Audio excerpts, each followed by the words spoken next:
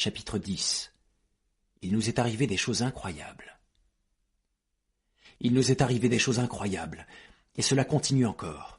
Je n'ai pour tout papier que 5 vieux carnets et un tas de feuilles de brouillon, et il ne me reste qu'un seul stylo. Mais tant que j'aurai la force d'écrire, je continuerai de noter nos aventures et nos impressions. Car puisque nous sommes les seuls hommes au monde à voir de telles choses, il est capital que je puisse les consigner alors qu'elles sont encore fraîches dans ma mémoire, et avant que le destin qui plane constamment sur nos têtes ne s'abatte sur nous. Que Zambo arrive finalement à emporter ces lettres jusqu'au fleuve, ou que ce soit moi qui, par quelque miracle, les rapporte en Angleterre, ou même qu'un explorateur intrépide soit finalement parti à notre recherche avec, peut-être, un aéroplane perfectionné, et qu'il trouve cette liasse de manuscrits, quoi qu'il en soit, je suis conscient que ce que j'écris est voué à la postérité et deviendra un ouvrage classique relatant une aventure vécue. Le matin qui suivit le traquenard de l'ignoble Gomez, de nouvelles épreuves nous attendaient. Le premier incident ne m'aida pas à me faire une opinion favorable sur l'endroit où nous avions atterri. À l'aube, tandis que je me levais après avoir trop peu dormi, mon regard s'arrêta sur quelque chose de bizarre qui se trouvait sur ma jambe. Mon pantalon était retroussé, ce qui laissait voir plusieurs centimètres d'épiderme au-dessus de la chaussette. Juste à cet endroit, il y avait une grosse excroissance rougeâtre. Je me baissais pour l'ôter, lorsque, horreur suprême, elle éclata entre mes doigts, faisant gicler du sang. Attirés par mon cri de dégoût, les 2 professeurs vinrent à mes côtés. « Très intéressant, » dit Summerlee en se penchant sur ma cheville. « Une énorme tique suceuse de sang, et, si je ne m'abuse, d'une espèce inconnue. » « Les premiers fruits de notre labeur, » clama Challenger avec emphase. « Le moins que nous puissions faire, c'est de l'appeler Ixodes maloni. Mon jeune ami, je suis sûr que le léger désagrément provoqué par cette morsure est bien peu de chose comparé à l'honneur insigne d'avoir votre nom gravé au panthéon de la zoologie. Malheureusement, vous avez écrasé ce magnifique spécimen alors qu'il était en train de digérer. »« Quelle saleté !» m'écriai-je. Le professeur haussa ses épais sourcils, visiblement choqué. Puis il posa une main sur mon épaule en un geste apaisant. « Vous devriez cultiver une vision scientifique et un esprit détaché, » dit-il. « Pour un philosophe comme moi, la tique, avec sa trompe en forme de seringue et son estomac extensible, est une œuvre de la nature, aussi belle que le pan ou, par exemple, l'aurore boréale. Cela me peine que vous en parliez avec autant d'indifférence. Je suis sûr que si on s'y met tous, on pourra se procurer un autre spécimen. »« J'en suis persuadé, » dit Summerlee, pince sans rire, « car il y en a justement une qui s'est glissée dans le col de votre chemise. » Challenger sursautant, beuglant comme un taureau, tirant furieusement sur sa veste et sa chemise pour s'en débarrasser. Summerlee et moi-même étions pris d'un tel fou rire que nous étions incapables de l'aider. Finalement, nous réussîmes à enlever les vêtements du torse monstrueux, 140 centimètres de tour de poitrine d'après la mesure du tailleur. Son corps était quasiment recouvert de fourrure, une jungle de poils où nous pûmes attraper la tique égarée avant qu'elle n'ait eu le temps de mordre. Cependant, les buissons alentours étaient remplis de ces immondes parasites, et il était clair que nous devions déplacer notre campement. Mais tout d'abord, nous devions nous mettre d'accord avec notre fidèle noir qui venait d'apparaître sur le piton rocheux, les bras chargés de boîtes de cacao et de biscuits qu'il lança dans notre direction. En ce qui concerne les réserves qui restaient en bas, il reçut l'ordre de garder tout ce dont il aurait besoin pour tenir 2 mois. Les Indiens reçurent le reste en récompense de leur service et comme salaire pour apporter nos lettres jusqu'au fleuve. Quelques heures plus tard, nous les vîmes marcher l'un derrière l'autre dans la plaine, chacun portant un paquet sur la tête. Ils reprenaient le chemin par lequel nous étions venus. Zambo s'installa dans notre petite tente à la base du piton rocheux, et il resta là, notre seul contact avec le monde. Et maintenant, nous devions décider de notre prochaine action. Nous changeâmes de place et quittâmes les buissons infestés de tiques pour nous établir dans une petite clairière entourée d'un épais rideau d'arbres. Il y avait quelques rochers plats au centre, ainsi qu'une source d'eau claire tout à côté, et nous nous assîmes là confortablement tout en échafaudant nos premiers plans d'invasion de ce nouveau pays. Les oiseaux s'interpellaient dans les feuillages, spécialement l'un d'entre eux dont le cri étrange évoquait un enfant atteint de coqueluche. Mais en dehors de ces sons, il n'y avait aucun signe de vie. Tout d'abord, nous prîmes soin de dresser l'inventaire de nos provisions de façon à voir quelles étaient nos chances. avec ce que chacun de nous avait emporté, et ce que Zambo nous avait envoyé grâce à la corde, nous n'étions pas démunis. Plus important encore, compte tenu des dangers environnants, nous avions 4 carabines et assez de balles pour tirer 1300 coups, ainsi qu'un fusil de chasse, mais pas plus de 150 cartouches de calibre moyen. Les vivres nous permettraient de tenir plusieurs semaines, et il y avait du tabac en quantité et quelques appareils scientifiques, un puissant télescope et d'excellentes jumelles. Nous réunîmes toutes ces choses dans la clairière, et la première précaution fut de couper des buissons épineux avec nos hachettes et nos couteaux, puis de les entasser pour former une barrière circulaire de 8 mètres de rayon. Ce serait notre quartier général, notre refuge en cas de danger et notre entrepôt. Nous le baptisâmes Fort Challenger. Il était midi passé lorsque nous étions enfin à l'abri, mais la chaleur était supportable, et le climat général du plateau, tant du point de vue de la température que de la végétation, était plutôt tempéré. Il y avait des hêtres, des chais et même des bouleaux dans cet enchevêtrement d'arbres qui nous entourait. Un énorme ginkgo, qui dominait tous les autres, laissait pendre ses longues branches et son feuillage semblable à la chevelure d'une jeune fille au-dessus du fort que nous avions construit. Nous poursuivîmes notre discussion sous son ombre, tandis que Lord John, qui avait vite pris le commandement au cours de l'action, nous expliqua comment il voyait la situation. « Aussi longtemps que rien ni personne ne nous voit ou ne nous entend, notre sécurité est assurée, dit-il. Dès l'instant où ils sauront que nous sommes là, les ennuis vont commencer. Actuellement, rien ne prouve qu'ils nous aient repérés. Donc, le jeu consiste à garder un profil bas pendant quelque temps et à explorer le territoire. Nous voulons savoir qui sont nos voisins avant de les fréquenter. » « Mais pour ça, il faut se déplacer, hasardai-je. »« C'est sûr, fiston, on va se déplacer, mais de façon raisonnable. On ne doit jamais s'éloigner au point d'être incapable de revenir à la base. Et par-dessus tout, on ne doit jamais, à moins qu'il ne s'agisse d'une question de vie ou de mort, faire usage de nos armes à feu. »« Mais vous avez tiré hier, » fit Summerlee. « Eh bien, c'est qu'il n'y avait pas moyen de faire autrement. Cependant, il y avait beaucoup de vent qui soufflait depuis le plateau. Il y a peu de chances que la détonation ait porté loin. D'ailleurs, comment allons-nous appeler cet endroit? Je suppose que c'est à nous de lui donner un nom. » Il y eut plusieurs suggestions plus ou moins heureuses, mais Challenger fut catégorique. « Il ne peut porter qu'un seul nom, dit-il. Celui du pionnier qui l'a découvert. C'est la terre de Mapplewhite. » Ainsi fut baptisée la terre de Mapplewhite, et c'est sous ce nom qu'elle est indiquée sur la carte que j'étais chargé de tenir à jour. Et j'imagine qu'elle apparaîtra sous ce nom dans les futurs atlas. Investir la terre de Mapplewhite d'une manière pacifique, tel était notre objectif prioritaire. Nous avions pu vérifier de nos propres yeux que l'endroit était habité par des créatures inconnues, et le cahier de croquis de Mapplewhite montrait que des monstres plus terribles et plus dangereux pouvaient faire leur apparition. Il y avait aussi des preuves de présence humaine, d'une nature belliqueuse, comme le suggérait le squelette empalé sur les bambous, qui n'aurait pu atterrir à cet endroit si on ne l'avait pas jeté depuis les hauteurs. Abandonnés sur ce territoire sans issue, nous étions bien conscients des nombreux périls qui nous guettaient, et notre bon sens se pliait volontiers à toutes les mesures que Lord John pouvait suggérer, du fait de son expérience. Cependant, nous ne pouvions rester sur le bord de ce monde mystérieux, alors que nous nous rongions d'impatience, tant notre désir était grand d'aller de l'avant pour lui arracher ses secrets.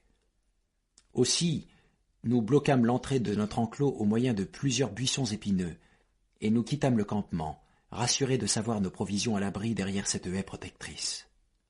Puis nous avançâmes lentement et prudemment vers l'inconnu, en suivant le cours du petit ruisseau qu'alimentait notre source, car il serait notre guide lors du retour. Dès le début, nous rencontrâmes des signes précurseurs des merveilles qui nous attendaient. Après quelques centaines de mètres de forêt épaisse, remplie d'arbres que je n'avais jamais vus, mais que Summerlee, le botaniste de l'équipe, identifia comme étant des conifères cicadés, une espèce enfouie dans le sous-sol depuis longtemps, nous abordâmes une région où le cours d'eau s'élargissait en un vaste marécage. Juste devant nous, d'immenses roseaux de forme étrange, des Equicetacea, encore appelés queues de jument, composaient avec les fougères arborescentes une masse compacte qui ondulait sous le vent. Tout à coup, Lord John, qui marchait en tête, s'arrêta en levant la main. « Regardez ça, dit-il. Bon Dieu, ces traces doivent appartenir à l'ancêtre de tous les oiseaux. » Une empreinte à 3 doigts, gigantesque, était imprimée dans la terre spongieuse juste sous nos yeux. La créature, quelle que soit sa nature, avait traversé le marécage et s'était enfoncée dans la forêt. Nous nous arrêtâmes pour examiner cette piste monstrueuse. Si c'était un oiseau, Et quel autre animal pouvait laisser une marque pareille? Sa patte était bien plus grosse qu'une autruche, et si le reste était à l'échelle, alors sa taille devait être énorme. Tout en jetant des regards impatients tout autour, Lord John inséra 2 cartouches dans son fusil de chasse pour éléphant. « Je parie ma réputation de chasseur, dit-il, que la piste est toute fraîche. La créature est passée il y a moins de 10 minutes. Regardez, l'eau continue de suinter au fond de cette empreinte. Sacrebleu! Vous voyez, là, les empreintes d'un petit. » Effectivement, des traces plus petites, de la même forme, suivaient un chemin parallèle aux plus grosses. « Et qu'est-ce que vous dites de ça ?» s'écria le professeur Summerlee d'une voix triomphale en désignant ce qui ressemblait à la marque d'une énorme main humaine à l'intérieur de la première empreinte. « Weldon !» s'extasia Challenger. « J'en ai vu de semblables dans les roches de Weldon. C'est une créature qui se déplace debout sur des pattes se terminant par 3 doigts, et qui pose de temps à autre une de ses pattes avant à 5 doigts sur le sol. Pas un oiseau, mon cher Hoxton, pas un oiseau. »« Une bête ?»« Non, un reptile, un dinosaure. Rien d'autre n'aurait pu laisser de telles traces. Elles ont fourni un plaisant casse-tête à un honorable professeur du Sussex, il y a 90 ans de cela. Mais qui diable aurait pu espérer voir une telle chose un jour ?» Ces paroles s'éteignirent dans un murmure, et nous restâmes pétrifiés d'étonnement. En suivant la piste, nous avions quitté le marais et traversé un rideau d'arbres envahi de broussailles. De l'autre côté s'étendait un terrain dégagé, et au milieu se tenaient 5 créatures, les plus extraordinaires que j'ai jamais vues. Tapis dans les buissons, nous les observâmes à loisir. Comme je l'ai dit, il y en avait 5, 2 adultes et 3 jeunes. Leur taille était gigantesque. Même les petits étaient aussi gros que des éléphants, et les 2 plus grands dépassaient de loin toutes les créatures qu'il m'était été donné de voir. Leur épiderme tacheté, recouvert d'écailles comme une peau de lézard, luisait sous les rayons du soleil. Tous les 5 étaient assis. Ils se balançaient sur leur large et puissante queue et leurs énormes pattes à 3 doigts, tandis qu'à l'aide de leurs pattes antérieures à 5 doigts, ils tiraient sur les branches pour les brouter. Pour vous donner une meilleure idée de leur apparence, je dirais qu'ils ressemblaient à de monstrueux kangourous, hauts d'une 20aine de mètres, avec une peau de crocodile noir. Je ne sais pas combien de temps nous restâmes sans bouger, hypnotisés par cet incroyable spectacle. Un vent assez fort soufflait dans notre direction, et nous étions bien cachés. Il y avait donc peu de chances que nous fussions découverts. De temps à autre, les petits jouaient et gambadaient de façon maladroite autour des parents. Ces puissants animaux sautaient en l'air et retombaient en faisant trembler le sol. La force des parents paraissait illimitée, car l'un d'eux, ayant du mal à atteindre un bouquet de feuilles qui poussait sur un arbre gigantesque, enserra le tronc entre ses pattes avant et le déracina comme s'il s'agissait d'un arbuste. Cet acte révéla, comme je m'y attendais, non seulement la puissance de ses muscles, mais aussi son manque d'intelligence, car l'arbre s'abattit sur lui de tout son poids, et il se mit à pousser des cris aigus, ce qui prouva que, malgré sa taille, son intelligence était plutôt limitée. L'incident lui fit réaliser apparemment que l'environnement n'était pas sans danger, car il s'éloigna en titubant vers la forêt, suivi par ses congénères et son imposante progéniture. Nous vîmes les reflets de leur peau écailleuse luire entre les troncs d'arbres et leurs têtes se balancer au-dessus des buissons. Puis ils disparurent de notre vue. Je regardais mes compagnons. Lord John était sur le qui-vive, le doigt sur la détente de son fusil à éléphant. Son âme impétueuse de chasseur se reflétait dans son regard ardent.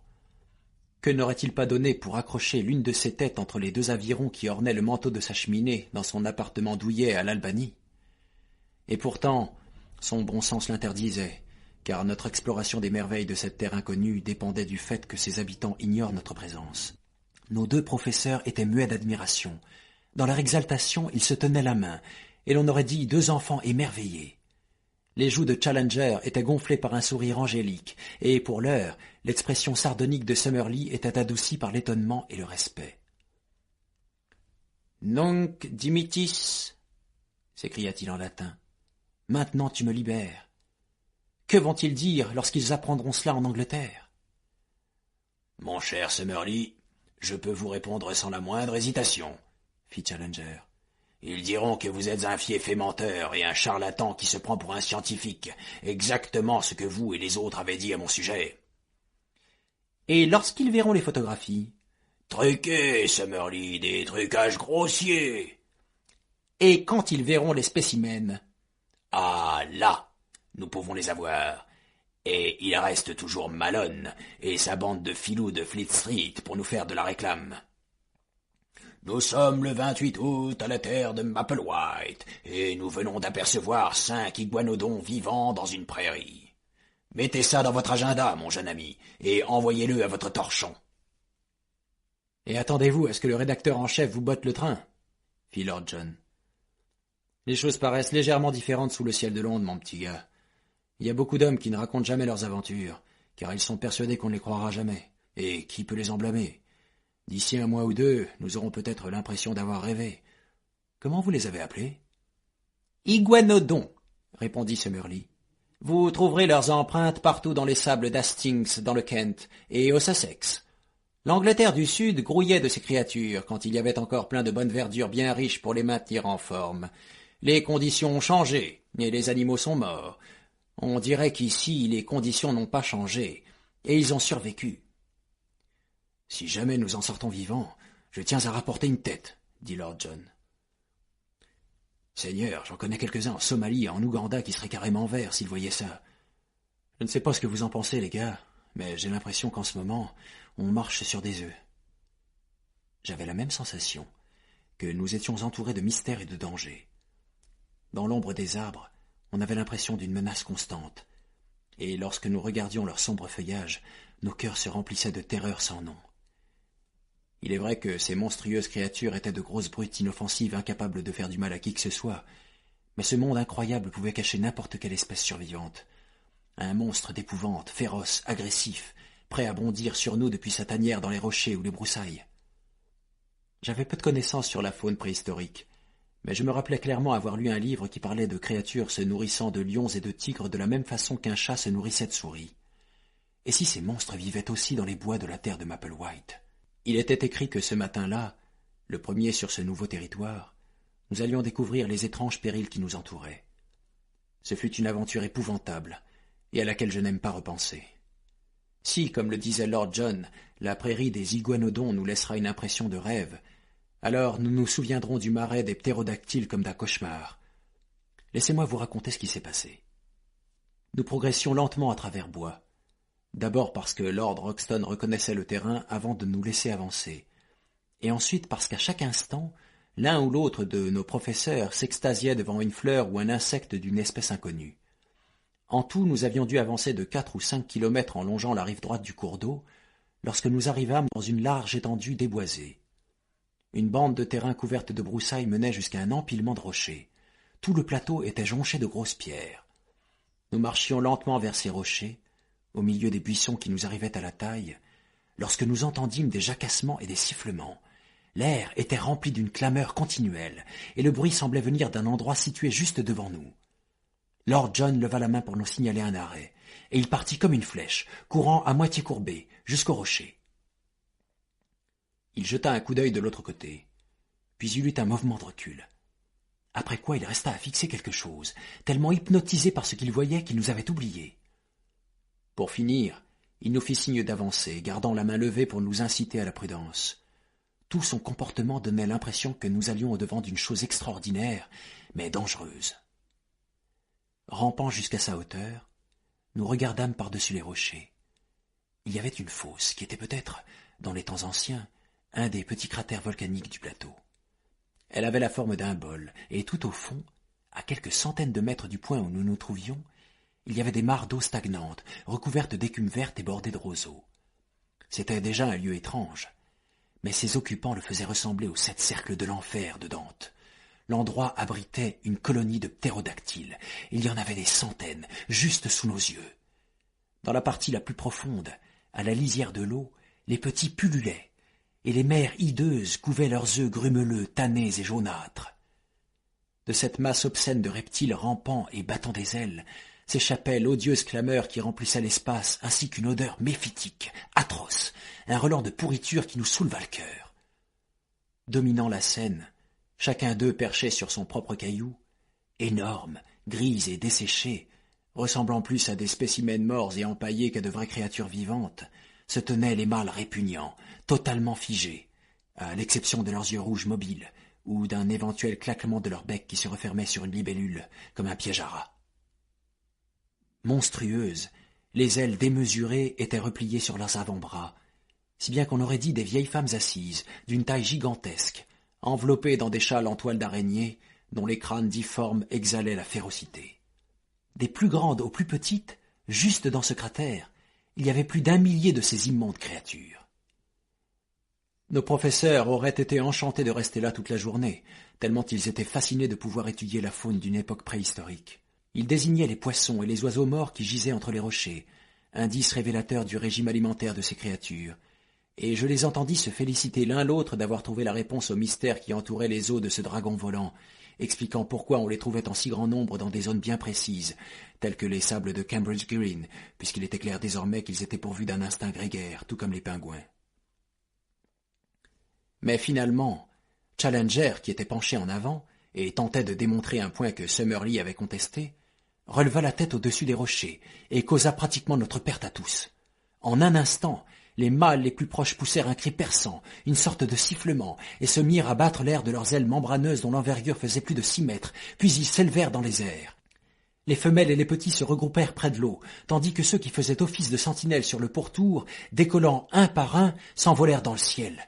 Quelle vision fantastique de voir plus d'1 centaine de ces créatures énormes et laides, plongées comme des hirondelles et cingler l'air de leurs ailes juste au-dessus de nos têtes. Mais nous avons vite compris qu'on ne pouvait s'attarder à ce genre de spectacle. D'abord, ces énormes brutes volèrent en cercle, formant un large anneau dans le ciel, comme si elles voulaient se rendre compte du danger exact. Puis, le vol perdit de l'altitude, et le cercle se rétrécit, nous frôlant et sifflant encore et encore. Le bruissement de leurs grandes ailes parcheminées couleur d'ardoise était si puissant qu'il me rappelait les concours d'aviation à l'aérodrome d'Hendon. « Foncez vers les bois et restez groupés !» cria Lord John en faisant des moulinets avec son fusil. « Ces brutes ne nous veulent pas du bien !» Au moment où nous tentâmes d'opérer une retraite, le cercle se referma sur nous, si bien que les extrémités des ailes les plus proches touchaient pratiquement nos visages. Nous les frappâmes avec nos crosses de fusil, mais on ne pouvait atteindre aucun point solide ou vulnérable. Puis tout à coup, dans ce tourbillon gris rempli de sifflements, un coup surgit, propulsant un bec féroce dans notre direction. Un autre suivit, puis un autre. Summerlee poussa un cri et porta la main à son visage, d'où le sang s'était mis à couler. Je sentis une poussée à l'arrière de ma nuque et me retournai, titubant sous le choc. Challenger tomba, et comme je me baissais pour le ramasser, je fus frappé à nouveau et je m'affalai sur lui. Au même moment, j'entendis l'explosion du fusil à éléphant de Lord John. Je me redressai et vis une des créatures qui se débattait sur le sol avec une aile brisée. Les yeux exorbités, elle crachait et gargouillait dans notre direction en ouvrant largement son bec d'où s'échappait un jet de sang saccadé, tel un démon dans une peinture médiévale. Suite à ce bruit soudain, ses congénères reprirent de l'altitude et leur vol circulèrent au-dessus de nos têtes. « Allez !» cria Lord John. « Sauve qui peut !» Nous partîmes en zigzag à travers les buissons, mais même lorsque nous atteignîmes les arbres, les harpies étaient encore sur notre dos. Summerlee fut renversé à terre. Nous le remîmes debout et continuâmes de nous enfoncer dans les bois. Finalement, nous fûmes à l'abri, car les branches d'arbres entravaient les mouvements de ses ailes gigantesques.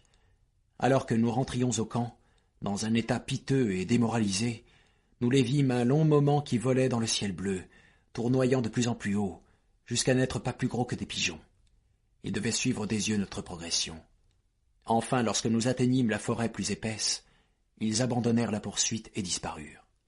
« Voilà une expérience très intéressante et plus que concluante, » dit Challenger, tandis que nous faisions halte au bord d'un ruisseau et qu'il trempait dans l'eau son genou enflé.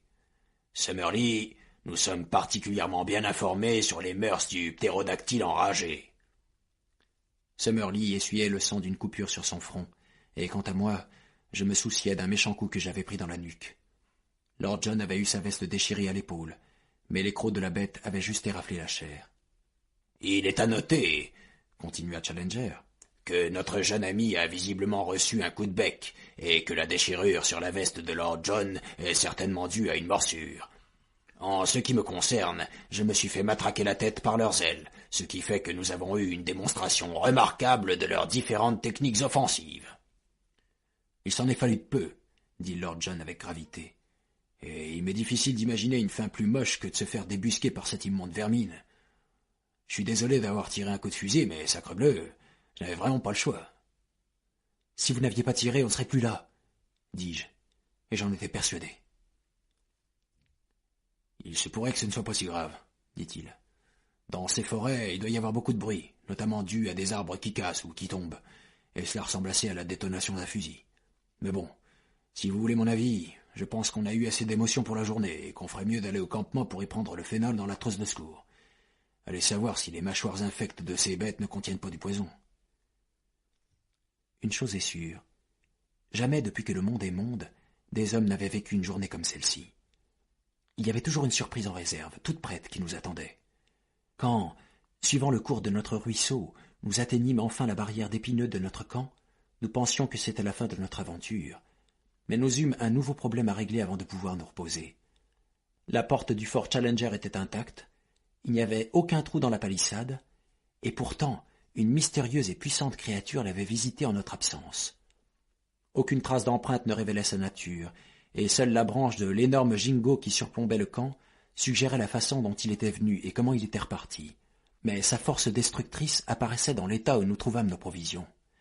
Elles étaient éparpillées çà et là sur le sol, et une boîte de viande en conserve avait été broyée pour en extraire le contenu. Une caisse de cartouches n'était plus qu'un amas de copeaux, et une des cartouches en cuivre traînait juste à côté. Elle était déchiquetée. À nouveau, un pressentiment effroyable envahit nos âmes, et nous lancions des regards effrayés tout autour de nous, guettant les ombres sinistres derrière lesquelles une silhouette redoutable pouvait se dissimuler. Comme nous fûmes soulagés d'entendre la voix de Zambo nous appeler, nous allâmes au bord du plateau, et nous le vîmes qui était assis au sommet du piton rocheux, souriant de toutes ses dents. « Tout bien, messieurs Challenger, tout bien !» cria-t-il. « Moi, restez ici, pas peur. Vous toujours trouvez-moi quand vous voulez. » Son honnête visage noir et la vue immense qui s'offrait à nos yeux et nous ramenait à mi-chemin de l'affluent de l'Amazone contribuèrent à nous rappeler que nous étions réellement sur cette terre, au XXe siècle, et que nous n'avions pas été, par quelque sorcellerie, transportés sur une jeune planète n'ayant pas dépassé le stade primordial et sauvage. Comme il était difficile de se rendre compte que la ligne violette qui bordait l'horizon lointain était proche de ce grand fleuve sillonné par d'énormes bateaux à vapeur, là où des gens parlaient de leurs petits soucis quotidiens, tandis que nous, échoués au milieu de créatures d'un autre âge, ne pouvions que la fixer du regard et soupirer après tout ce qu'elle signifiait. Une autre anecdote liée à cette journée incroyable m'est restée en mémoire, et c'est par elle que je conclurai cette lettre. Les deux professeurs, dont le caractère ne s'était certes pas amélioré avec leurs blessures, étaient tombés en désaccord sur le fait de savoir si nos agresseurs appartenaient au genre Pterodactylus ou Dimorphodon, ce qui donna lieu à des paroles regrettables. Pour me soustraire à leur querelle, je m'installai à l'écart. J'étais en train de fumer tranquillement, assis sur un tronc d'arbre abattu, lorsque Lord John vint me rejoindre de son pas tranquille. « Dites, Malone, fit-il, vous vous rappelez l'endroit où il y avait les bêtes ? » ?»« Très clairement. C'était une sorte de cratère volcanique, pas vrai ? » ?»« Tout à fait, dis-je. »« Et vous avez remarqué le sol ? » ?»« Des rochers. »« Mais près de l'eau, là où il y avait les roseaux. » ?»« C'était une terre bleutée, ça ressemblait à de l'argile. »« Exactement. Une cheminée volcanique remplie d'argile bleue. »« Et qu'est-ce que ça fait ? » demandai-je. « Oh, rien, rien, dit-il. Et il repartit en flânant vers le duo des hommes de science et leur voix qui jouait crescendo, Summerlee montant dans les aigus pour redescendre et faire chorus avec la basse de Challenger. J'aurais oublié la remarque de Lord John si, cette nuit-là, je ne l'avais entendu marmonner pour lui-même « de l'argile bleue, de l'argile dans une cheminée volcanique ». Ce furent les derniers mots que je l'entendis prononcer avant de sombrer dans un sommeil sans rêve.